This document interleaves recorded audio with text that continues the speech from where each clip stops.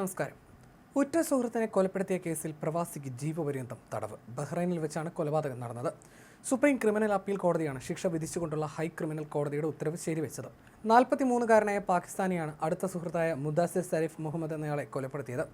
ഇരുവരും ചേർന്ന് മദ്യപിക്കുകയും തുടർന്ന് നടന്ന വാക്കേറ്റത്തിൽ പ്രതി സുഹൃത്തിനെ കത്തികൊണ്ട് കുത്തുകയുമായിരുന്നു. തന്റെ കുടുംബത്തെ അപമാനിച്ചതിനെ തുടർന്നാണ് ഇരുവരും തമ്മിൽ വാക്കുതർക്കമുണ്ടായതെന്നും കൊലപ്പെടുത്തണമെന്ന് ഉദ്ദേശിച്ചിരുന്നില്ലെന്നും വിചാരണയ്ക്കിടെ പ്രതി കോടതിയിൽ വെളിപ്പെടുത്തി.